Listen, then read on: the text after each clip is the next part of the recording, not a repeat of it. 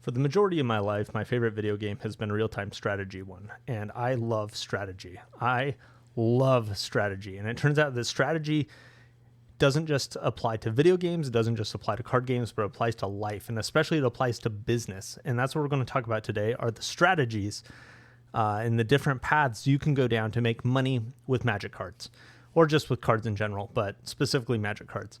I have tried out many things. I haven't been doing this for the longest time. I'm not the expert on any of these, but I've tried out many things, and people have asked for a video like this to go over what are the different strategies you've tried, what do you recommend, what do you not recommend, what did you learn, really? Because that's what I want to impart. I have learned lessons. I've learned expensive lessons that cost hundreds, thousands, maybe even tens of thousands of dollars. And if I can impart to you those lessons and save you some money, or make you some money, that's the goal. That's the dream. Hi, my name's Nick. Welcome to my YouTube channel. If you haven't subscribed, you should. If you have subscribed, I love you. Thank you. Awesome. Okay, well, let's talk. So first off, let's talk about streaming. Let's talk about Whatnot. So Whatnot is fun. It is fun. It is fun to stream. It is fun to offer stuff live. And the long story short is that I have not cracked the code on how to be profitable on a site like Whatnot. Magic players know that you are better off buying singles than buying sealed. Magic players also know that the prices of singles. There's just not a good way, as opposed to something like Pokemon, where there's a significant part of the base of Pokemon that their satisfaction from the hobby comes from opening a randomized product. I don't get that same sense from Magic. And so Whatnot and live streaming is hard. So you can sell singles. The most success I've had on streaming is selling bulk cards for $1, which kind of stinks, honestly, because it's not like after shipping and fees, like you have to pay a 30-cent fee on everything you sell. This is true also on like eBay and TCG Player, I'm pretty sure. And so by the time you sell a $1 card, you actually only get like 50 cents. And then if the card was already like 30 cents to begin with, then it's like, wait, what am I doing here?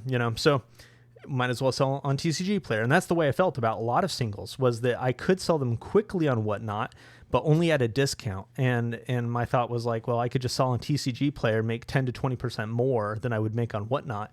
And easy, but it's not as fun. Whatnot's fun. And I know people do make money. There are legitimate businesses that do well streaming. But mine was not successful. Not really. And that's a good time. This is a good time for me to bring up the caveat to all of this and the disclaimer. The disclaimer is you can be successful doing any of these things. I have not been successful doing many of these things, but you can be. You can totally, prove that I'm a fool and I don't have to be a fool, but you get the point. Like you can do it. You can pull it off. I'm just sharing what I've done and what has and hasn't worked. So yeah, don't let me tell you what you can and can't do. Let me share with you what I've done and what I've experienced. That's all. Cool. Okay. So that's streaming. That's Whatnot. Yeah, it's hard. It's hard to make money.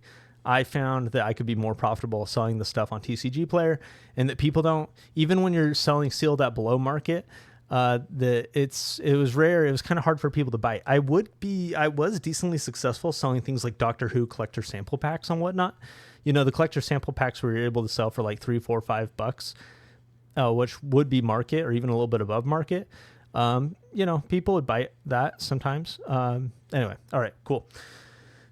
Another thing I've tried is selling locally on Facebook Marketplace. This one's an interesting one. I mean, I have bought cases of product from Rudy and then been like, hi, local Facebook community, do you want a booster box of Bloomborough for whatever it was, like 140 when I bought it, when market price was, that or something. Anyway, another thing I've done is selling bulk. I think I've talked about this before, but I will break down lots, break down commander deck sets, and I'll have a bunch of bulk and sell it on Facebook Marketplace. And this is my sense of Facebook, is that there's a lot of people with money that love Magic cards, and they are not looking for high end. They're not looking for quality. They are looking for quantity. And so the selling bulk and that kind of thing is like a great move. There's also opportunities to sell sealed. I feel a little weird about it. I don't know. It's just, I guess it's weird competing with your local game stores and things like that, being like this Facebook dealer of sealed product. I shouldn't feel weird about it, but it was a little weird. But the bulk lots and like I have a bunch of bulk rares in the cabinet behind me, and I just need to like list on Facebook, like, hey, 100 rare cards, $20 or whatever, and people will probably just eat that all up. It'll be great. Great. Okay. That's Facebook, eBay, and TCG Player. Let me talk first about eBay. eBay to me seems to be where the serious people go to play. I see a number of YouTube channels like Rob RG Games, and then there's also Gem TCG. He does Pokemon, a little bit of Magic. There's other channels too, where their inevitable conclusion after trying TCG Player and eBay is that there's more money to be made on eBay. That more money requires you to have a breadth of inventory, many, many listings, and to be quite on top of it when it comes to your pricing and deals and sales and coupons and whatever. It's complicated. I haven't sold mass stuff on eBay. I only sell like my, Japanese cards. I sell sometimes the larger items. So as in like more expensive items, right? So if I get a revised dual land in a collection, I'm going to sell it on eBay. If you didn't know, eBay for cards that are over, is it 200 or 250? There's some threshold where eBay will authenticate any card that gets sold. And that is a huge win for you as a seller, because if you have a real Gaia's Cradle, it's a disaster if you send it to somebody and they're like, this is fake, but it's actually real. Well, on eBay, that can't happen. If you sell a card over that $200, $250 mark, eBay will authenticate it for you before they send it to the buyer. And that's just a huge win. That's awesome. Awesome of eBay. I have my gripes with eBay, but that's not what this video is about. So selling on eBay is valuable. I think everyone who sells on TCG Player would probably benefit from having an eBay account and selling some stuff on eBay.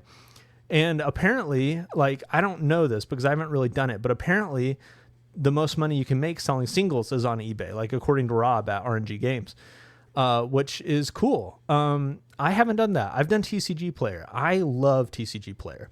I love how easy it is to list things. I love how easy it is to get packing slips and to pack things.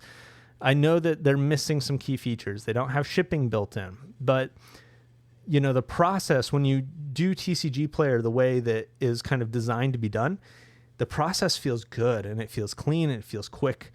Where eBay, it's a little more kind of gimmicky, a little bit more friction, at least for me. And that's probably because I don't have my eBay process really filled out, because I mostly sell on TCG Player. Now, TCG Player and eBay both charge fees. There's way to get around fees, which is you sell yourself. You sell in Facebook groups, in Discords, on your own website. You can sell stuff, and then you'll avoid fees. And if you sell stuff like on PayPal, for example, I'm part of Discords, and I'll offer, a bunch of collector sample packs or a bunch of whatever, and say PayPal goods and services. And then I have to pay a 3% fee. But that's way better than the 13% or whatever on TCG Player. I do enjoy the times where I'm able to sell directly to somebody through PayPal goods and services or my own website. I have a website, links below. There's only a couple of things on there. But there's a risk. There's a big risk to having your own website. And I experienced this risk. Lucky me was people can buy your stuff and then just charge back it. And I'm not trying to give you a cheat code so that you can go and buy what's on my website and just charge back it. But it's now happened. And so it's a bummer, right? And it gives me an appreciation for eBay, for TCG Player, for these platforms that help defend you against a lot of that, where they do take care of their sellers, where if there's a chargeback, you'll still get paid. At least I've never experienced a chargeback with TCG Player or selling on eBay. And so, so you can do your own website. Risky. The other thing to point out is that the people, as far as I can tell, the success that comes from doing your own website are people like this, like Stomping Grounds. Stomping Grounds who have these incredibly large Magic sales. I don't think you can see this, but the Modern Horizons 3 Play Booster Box is $229 here on Stomping Grounds website. That is distribution costs for, I think, most stores. That's my sense, is that most stores can buy from Stomping Grounds for the same price as they can buy from their distributor. So the question is, how is Stomping Grounds selling this? How are they having their own website? How is this profitable?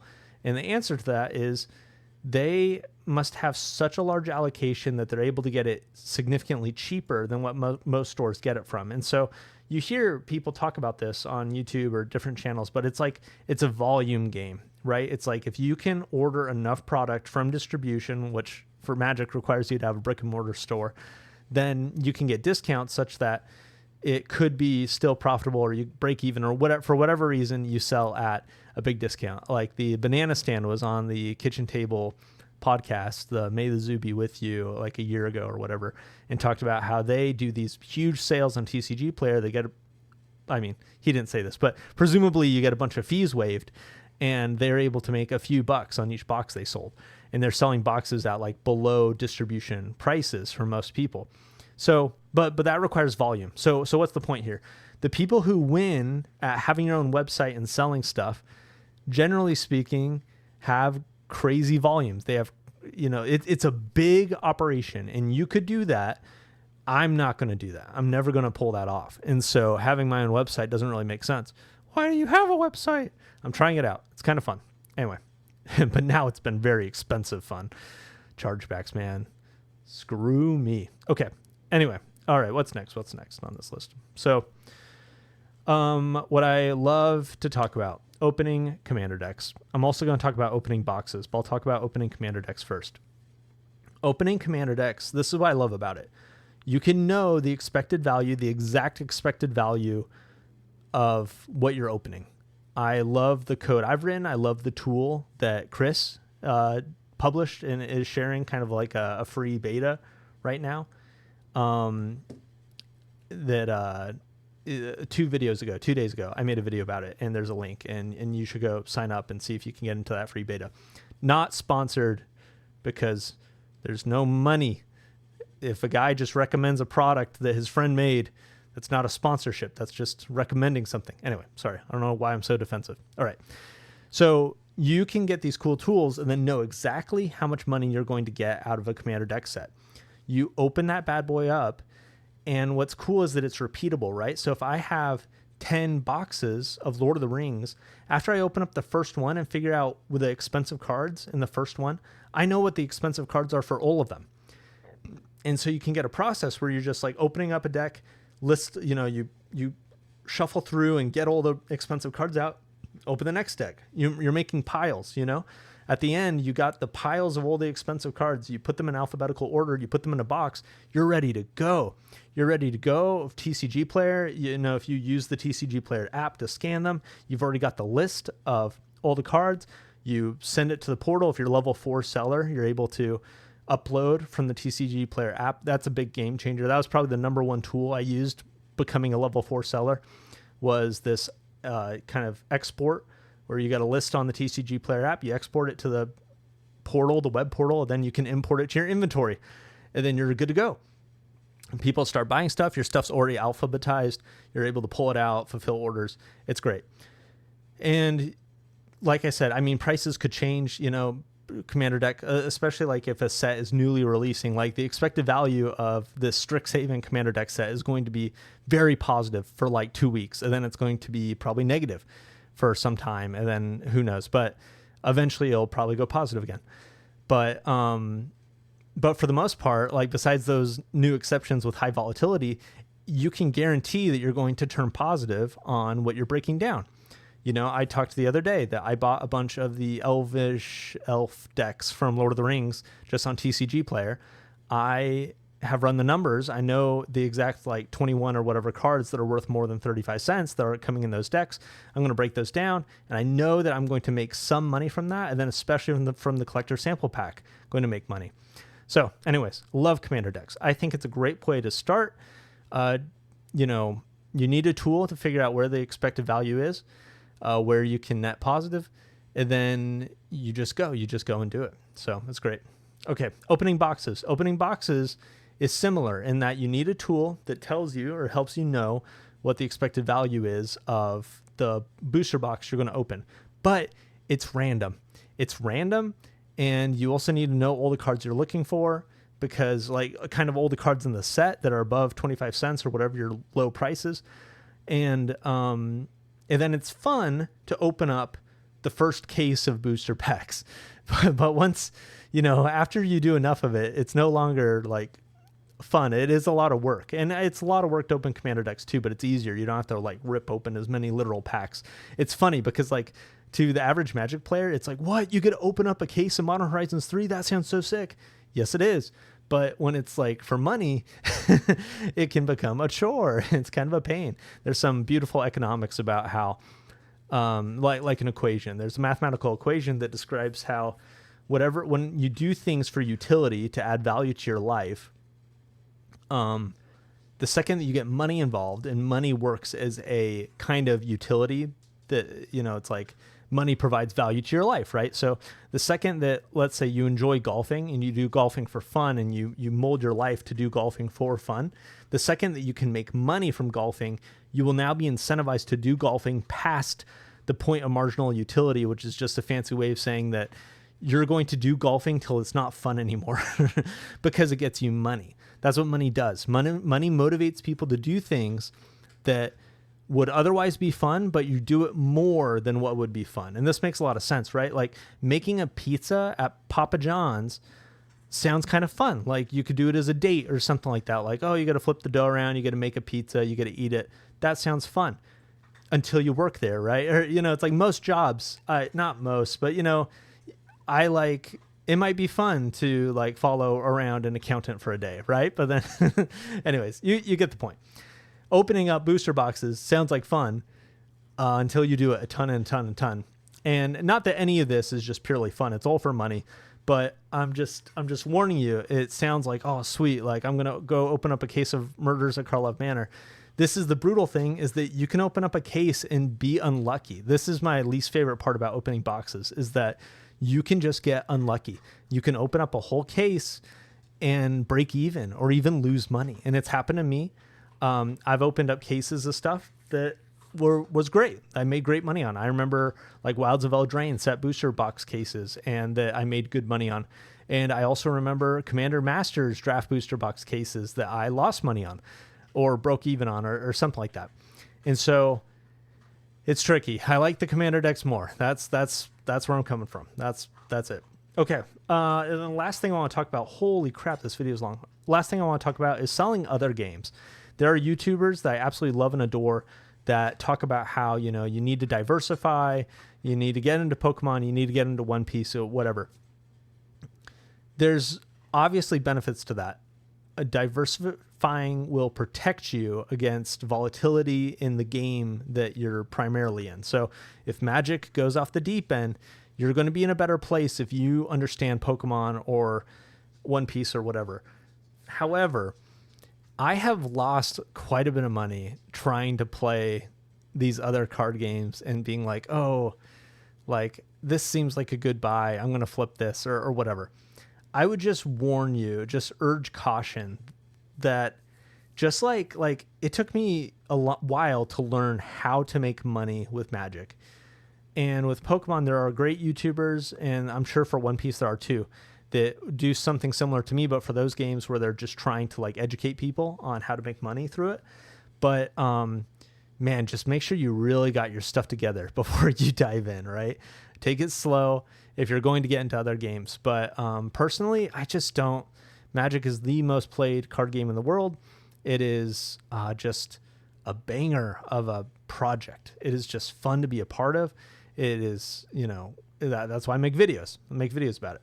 maybe that's the last way you can make money with Magic, is making YouTube videos. I have made $0, although I do from Amazon referrals. I think eventually I think I've made like almost $100 so far. So pretty cool. Party on, dudes and gals.